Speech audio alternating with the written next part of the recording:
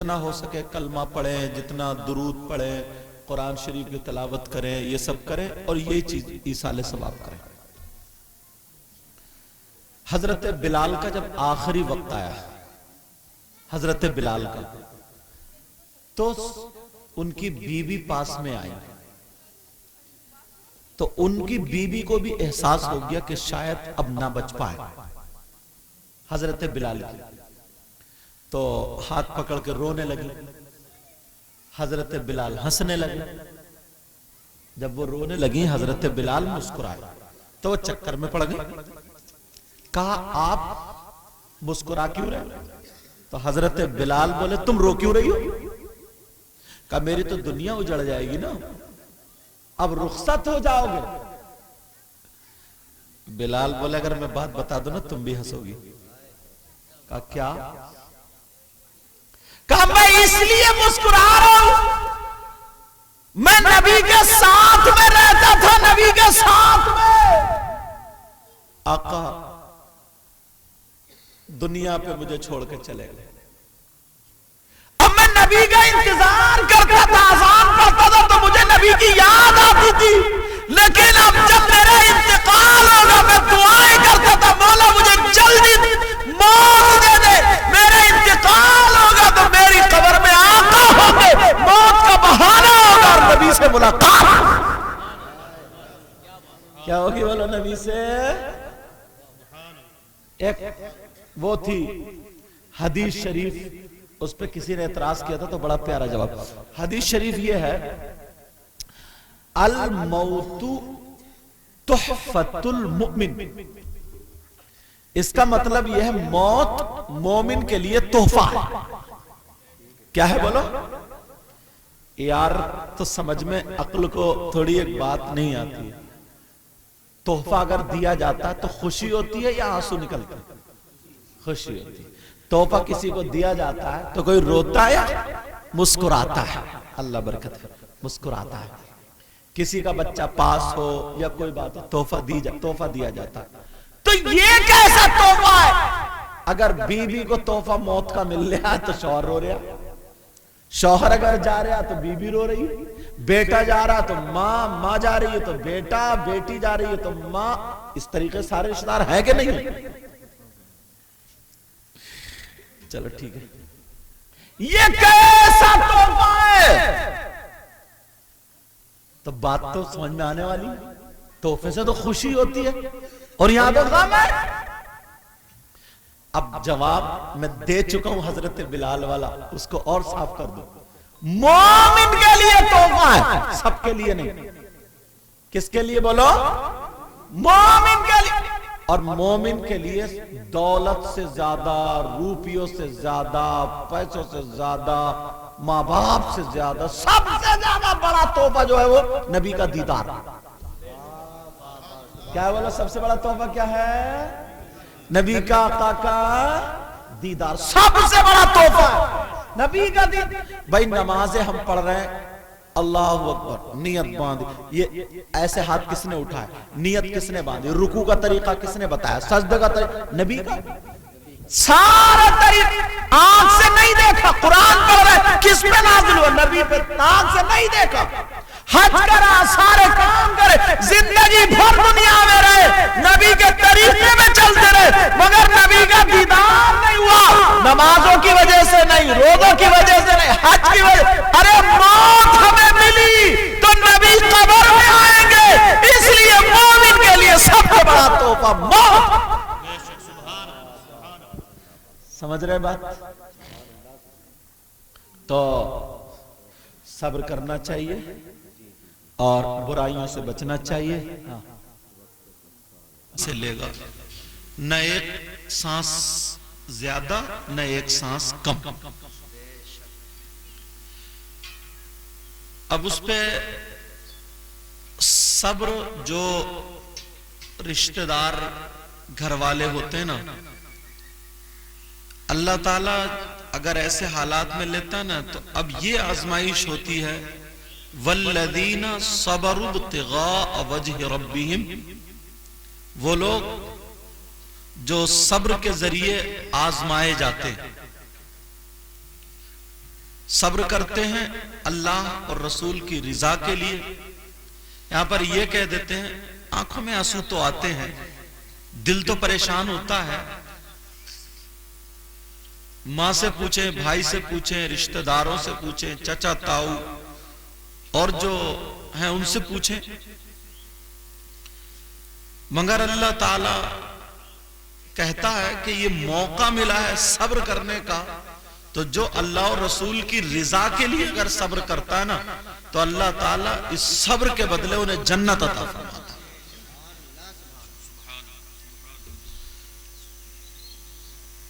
और जो लोग उल्टा सीधा बोल देते हैं,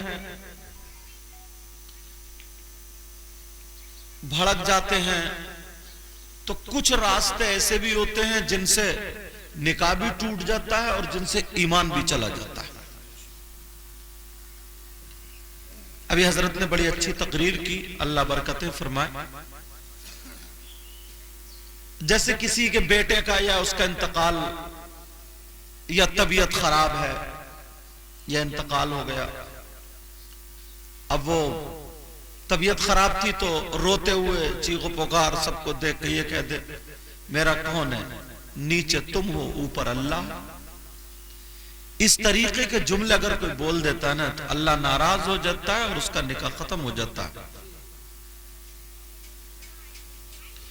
तो कुछ बातें ऐसी होती हैं जो अल्लाह को राजी करने के लिए होती हैं, और कुछ बातें ऐसी होती हैं जो अल्लाह को नाराज करने के लिए होती हैं।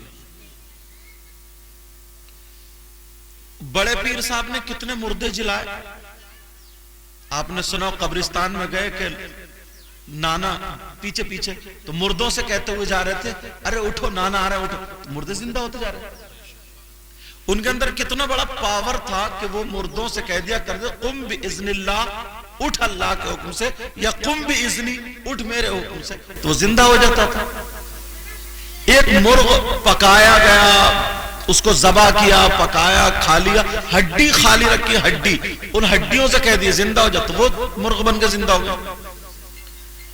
मगर जब उनकी मां का वक्त आया तो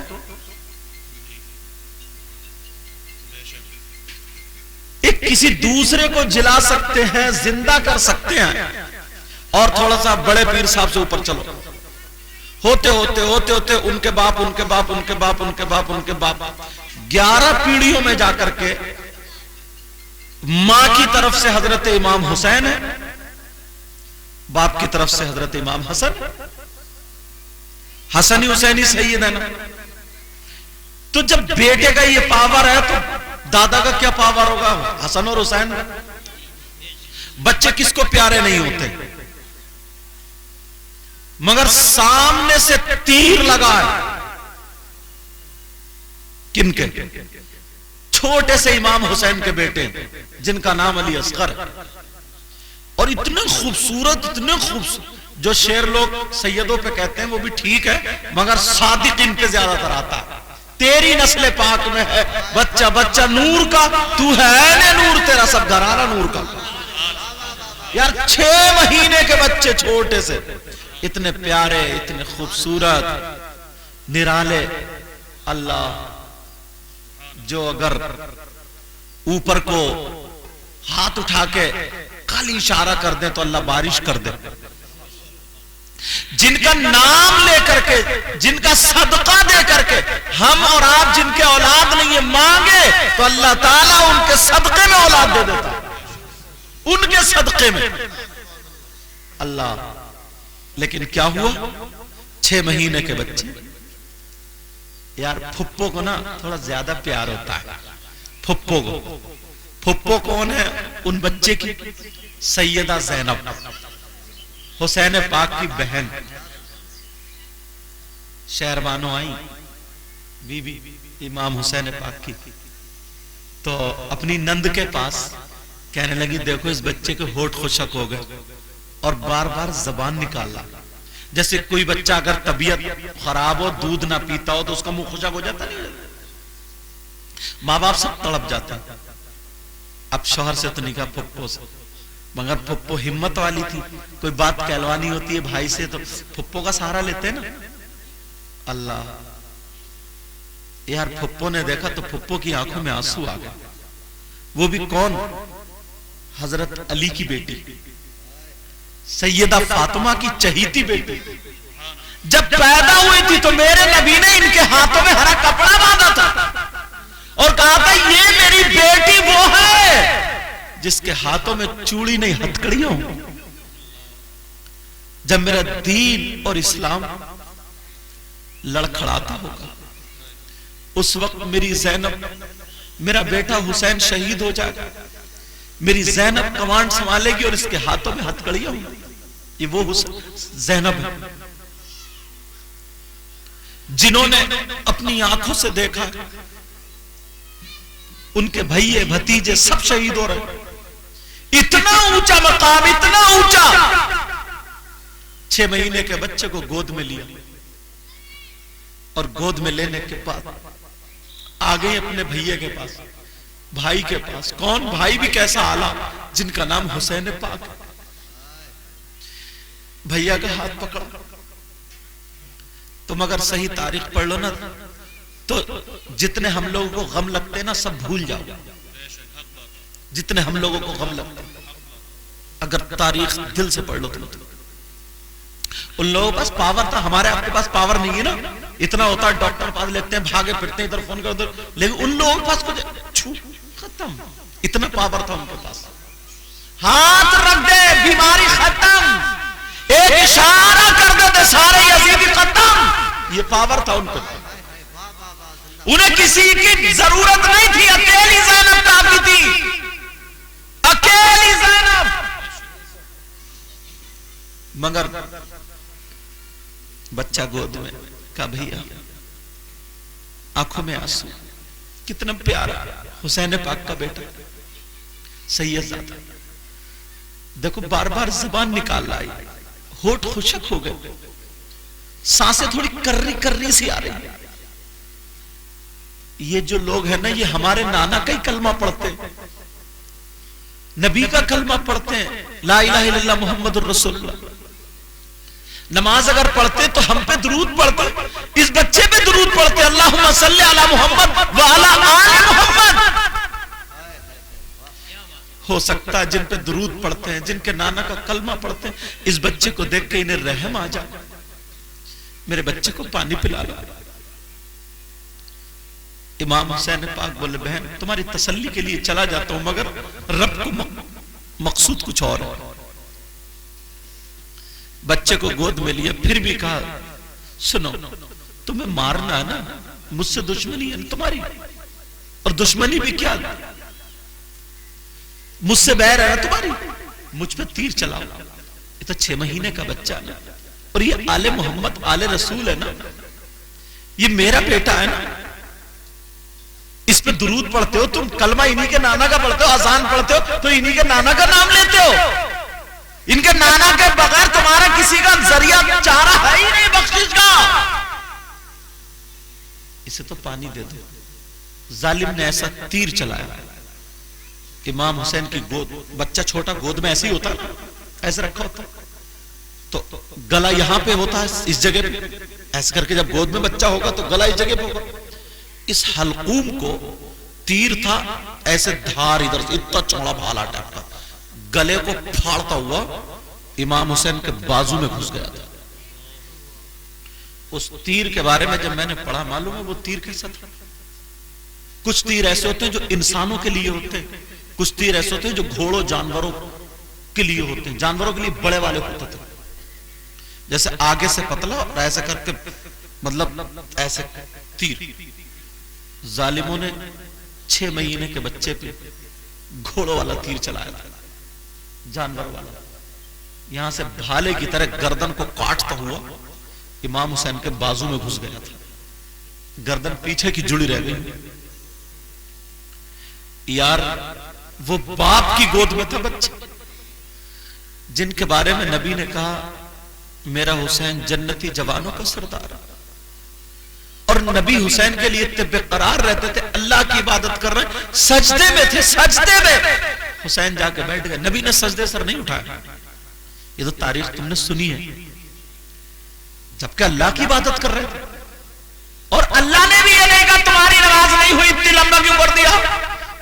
अल्लाह ने भी ये कह दिया, ऐ महबूब, ऐ महबूब, ऐ महबूब, तुम इस नवासे को ये कह दो कि ये जन्नती जवानों का सरदार है।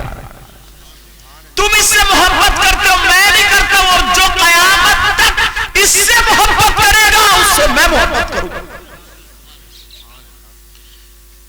अल्लाह चाहते तो जमीन पलट देते करबला की, सब कुछ कर देते, मगर नहीं, क्या किया उन्होंने? सब्र।